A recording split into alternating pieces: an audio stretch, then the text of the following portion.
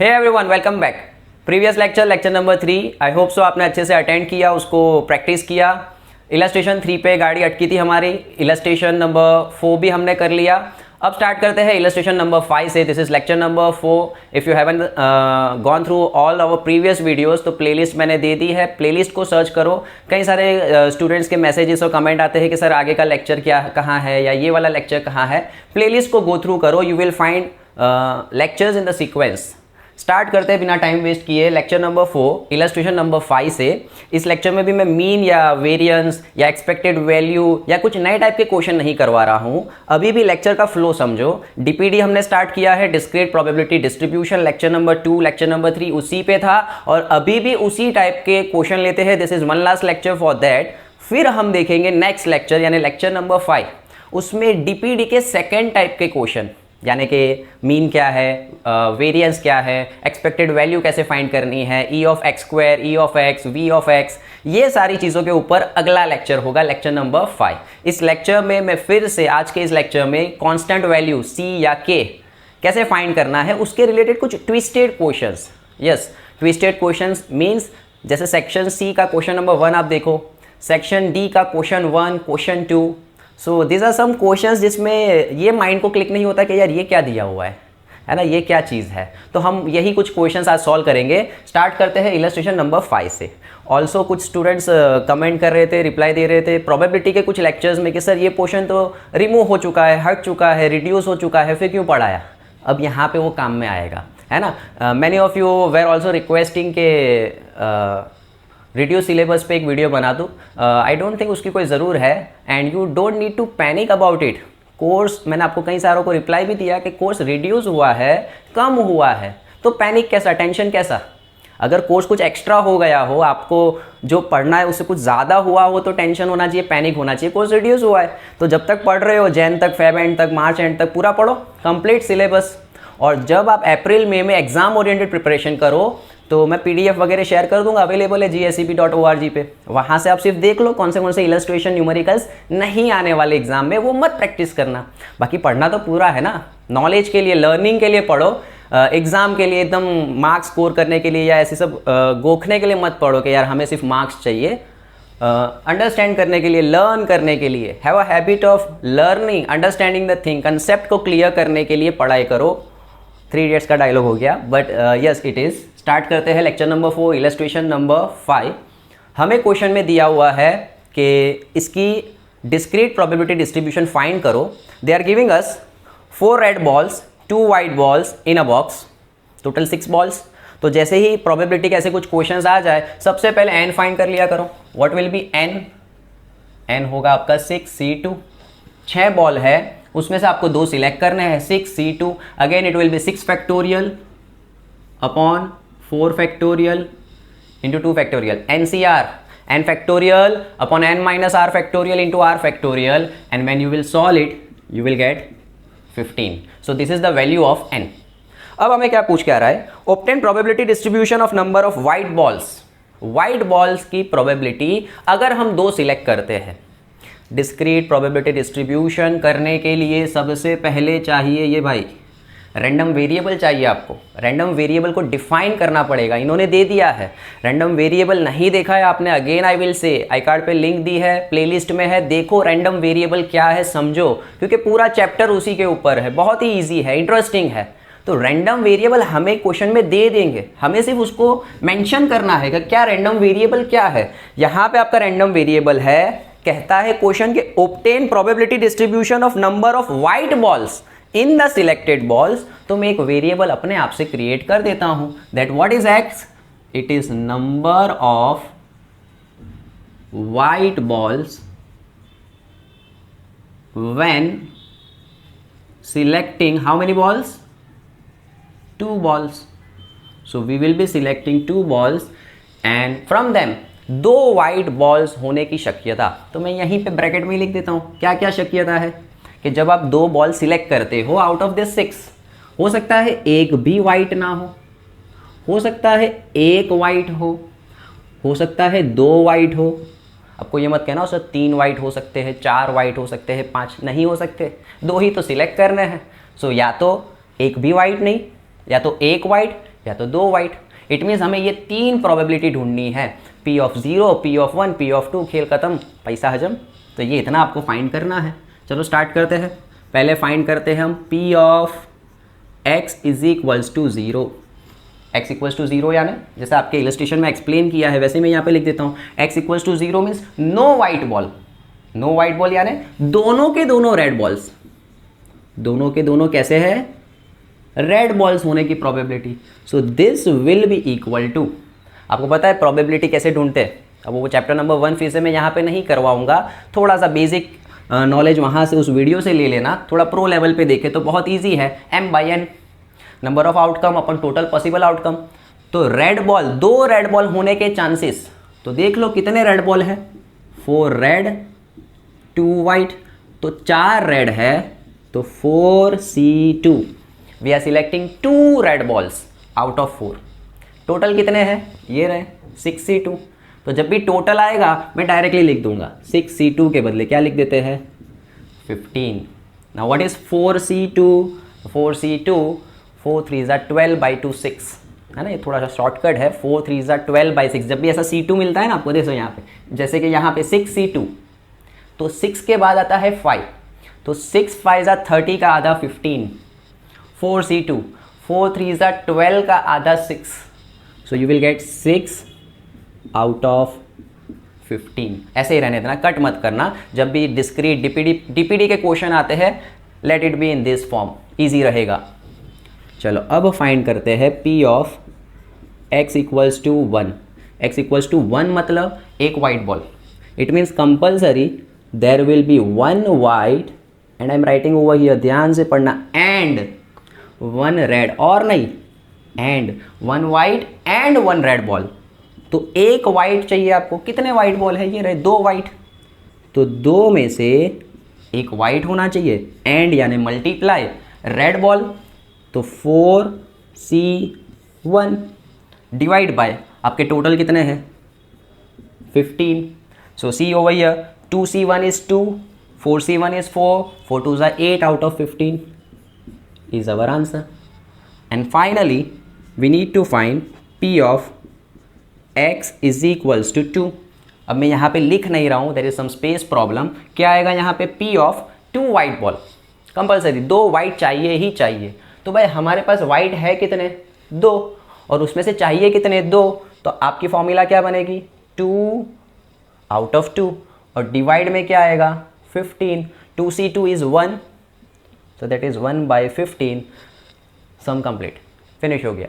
अब चेक कर लो, x equals to 0, ये एक इवेंट है, ये 2 इवेंट है, 3 इवेंट है। हमारा DPD का रूल, प्रोबेबिलिटी 1 से ज़्यादा नहीं होनी चाहिए, 0 से छोटी नहीं होनी चाहिए, yes correct. And summation of all the probability equal to 1, 6 + 8 + 1 15/15 equals to 1। इन सब का equal summation of all the probability 15/15 1। It means your answer is correct. इसीलिए मैंने कहा ना, इसको कटिंग मत करना।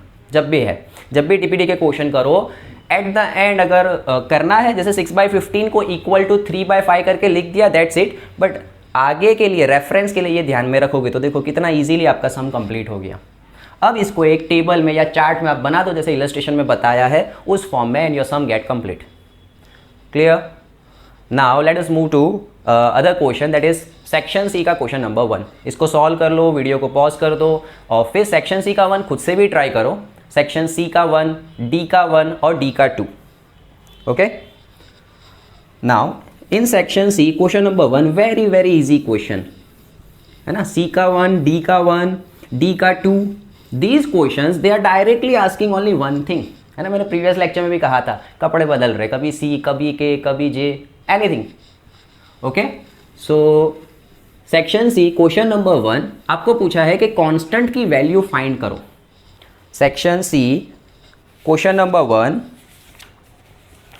Section C question number 1, the probability distribution of a random variable x is given to us.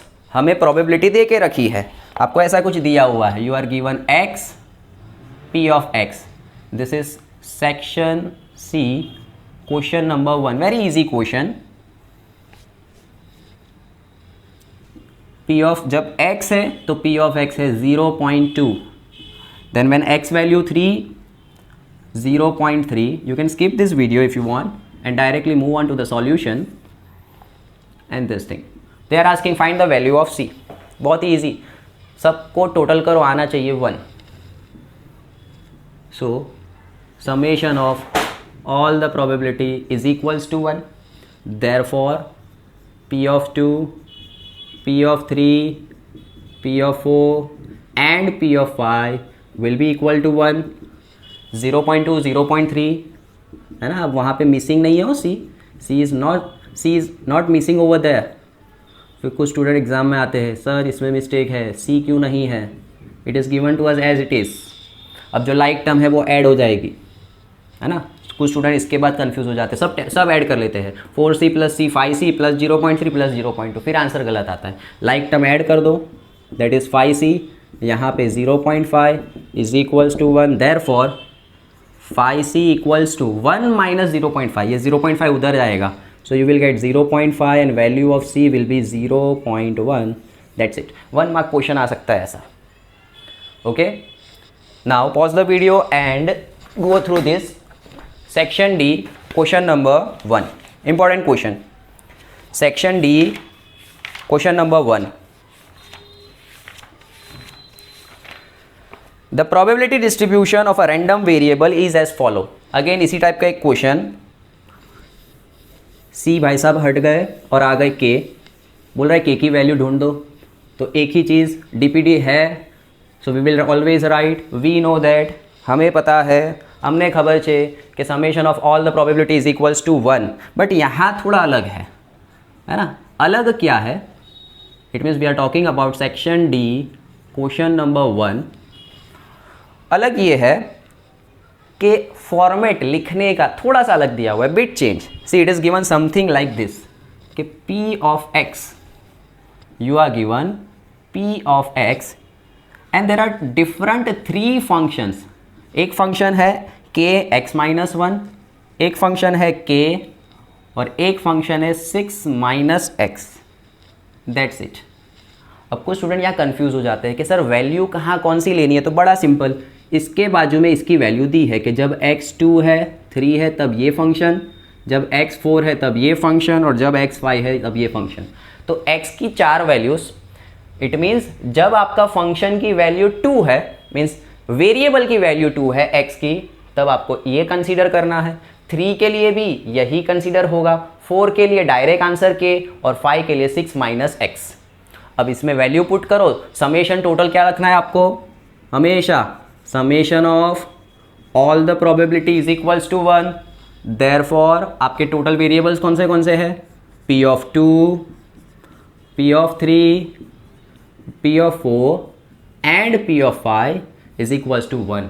This question में seem very easy to some students, but to some students जो बहुत ही ज़्यादा ब्रिलियंट है, लेकिन फिर भी ये क्वेश्चन अगर समझ में नहीं आया है ना. When I was in my 11th science, तो हमारे 11th साइंस का मैथमेटिक्स में इस टाइप के क्वेश्चन काफ़ी सारे आते थे. एंड इनिशियली ड्यूरिंग टेस्ट मैंने ये चैप्टर क्योंकि स्किप कर दिया था, चैप्टर का इंट्रोडक्शन पोर्शन मैंने मिस कर दिया था, तो टेस्ट वगैरह में मैं आगे वाले से देखता रहता था कि ये क्या है यानी, और मैं सिर्फ स्टार्टिंग देखता था क्योंकि मुझे ये समझ में नहीं आता था कि ये क्या चीज़ है. So it's very easy. Now see you put the value of P of 2, P of 3, P of 4 and P of 5. So P of 2 कैसे मिलेगा? तो यहाँ पे जहाँ जहाँ x वहाँ 2 रखो, यहाँ मत रखना. यहाँ पे ये फंक्शन है, जब x की वैल्यू 2 है तब ये फंक्शन है, तो रख दो 2. तो 2 - 1 इज 1 इंटू k. तो P ऑफ 2 आएगा k प्लस P ऑफ 3. तो अब इसी फंक्शन में आप 3 रख दो. 3 - 1 will be 2 into k, that is 2k plus P of 4. तो अब यहाँ पे तो x की कोई वैल्यू ही नहीं है. P of 4 is a constant value fix. जब भी x की वैल्यू 4, आपका आंसर k, और यहाँ पे 5 रख दो. तो 6 - 5 is 1 multiply by k. So total you will gate 1 + 2, 3 + 1 + 1. 5k is equals to 1. K is equals to 1 out of 5. But the question doesn't end over here. It is still going on. They are also asking, and the probability of the event that variable x assumes even number. Probability कब की ढूंढो, जब आपका variable even हो जाता है। It means they are asking p of x is equals to 2 and p of x is equals to 4। ये ढूंढना है आपको। वेरिएबल आपका इवन कब होता है? 2 के लिए। वेरिएबल इवन कब है? 4 के लिए। तो 2 की प्रोबेबिलिटी 4 की प्रोबेबिलिटी को ऐड कर दो। चलो होमवर्क में क्वेश्चन देता हूँ, कमेंट में आंसर देना। ऑड नंबर की प्रोबेबिलिटी कितनी होगी? That is your homework. चलो p of x equals to 2, तो x इक्वल्स टू 2 ये रहा यहाँ पे कितना है? x इक्वल्स टू 2 के लिए प्रोबेबिलिटी k, और 4 के लिए probability again k plus k 2k। ऐसे छोड़ मत देना, मार्क्स कट हो जाएंगे। k की वैल्यू ढूंढी है हमने 1/5, तो 2 into 1/5 will be 2/5 is our required answer. And thus we completed our section D question number 1। Screenshot ले लो या वीडियो पॉज कर लो, सॉल्व करना चाहो तो सॉल्व कर लो। एंड यस, अगर आपको ये क्वेश्चन समझ में आ गया है, वीडियो पॉज करके 1-2 बार प्रैक्टिस कर लो, तो बिना देखे एक बार सेक्शन डी का क्वेश्चन नंबर 2 खुद से ट्राई करो। सॉल्यूशन में दे ही रहा हूँ आपको, बट खुद से ट्राई करो तो पता चलेगा आपको कितना आ रहा है। This are really very simple question. इन आवर लेक्चर नंबर 5 हम स्टार्ट करेंगे मीन, या जिसे हम एक्सपेक्टेड वैल्यू भी कहते हैं। किस तरीके से वो फाइंड करना है? E of x, E of x square, V of x, variance, है ना। यानी अब मज़ा अब आने वाली है। आपका जो अच्छा वाला पोर्शन है चैप्टर का, जहाँ एक्चुअली मेरे वीडियोस की ज़रूर है, तो वो अब next lecture number 5 that you are going to get very soon, उसमें हम देखेंगे। Section D question number 2, the probability distribution of a random variable x is given. Again probability distribution का एक फंक्शन दिया है, p of x is equals to c x square plus x, और दे दिया है x की value -1, sorry it's not -1, it's -2, 1 and 2। Now what they are asking us, पहला इक्वेशन फाइंड c को ढूंढो, और फिर एक छोटा सा प्रूफ दिया है, show that p of 2 is 3 times p of -2। सो इससे इजी क्वेश्चन नहीं हो सकता कोई भी। आपको सबका समेशन कितना ले लेना है हमेशा? Is equals to 1। Yes of course, यहाँ एक लाइन आपको लिख देनी है, क्या? वी नो दैट, हमने खबर छे, हमें पता है। ऐसा कुछ थोड़ा बहुत लिखते रहना है ताकि आपका सॉल्यूशन थोड़ा बड़ा हो जाए। एंड इट सेम्स थोड़ी बहुत लाइंस वगैरह होती है तो लगता है कि नहीं स्टूडेंट पढ़ के आया है, वरना कॉपी पेस्ट लगता है। देयरफॉर पुट ओवर हियर, एक बार आपका वेरिएबल -2, एक बार वेरिएबल 1 और एक बार variable 2, that is equals to 1। अब p ऑफ -2, तो देखो अब जो प्रीवियस क्वेश्चन और ये क्वेश्चन में सिर्फ छोटा सा अंतर है। जो प्रीवियस क्वेश्चन था ना वो थोड़ा टफ इसलिए था कि वहाँ फंक्शन अलग था। It means for different value of x function was different.